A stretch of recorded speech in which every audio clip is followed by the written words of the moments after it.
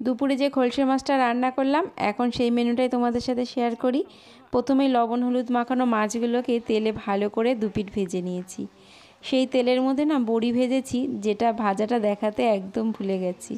আর আমার কড়াইটাকে সবাই একটু ইগনোর করো, কি একটা ভাজছিলাম সেটাতেই এই কড়াইটা এরকম কালো হয়ে গেছে, মানে পুড়ে গেছে। যাই হোক, মাছ আর বড়িটা তো ভাজা হয়ে গেছে। সেই তেলের মধ্যেই কিন্তু দিয়ে দিয়েছি কালো জিরে রাঁধুনি ফোড়ন, দিয়েছি কাঁচা লঙ্কা।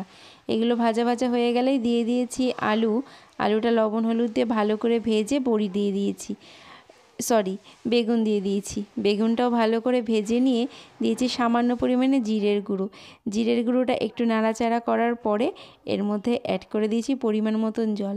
জলটা ফুটে উঠলেই মাছটা দিয়ে দেব। মাছ দেওয়ার পরে এই ঝোলের যে রঙটা লাল লাল হয়েছে সেটা দেখো মেকআপ হয়ে গেছে। নামানোর আগে ধনেপাতা দিলেই রেডি কলসি মাছের ঝোল।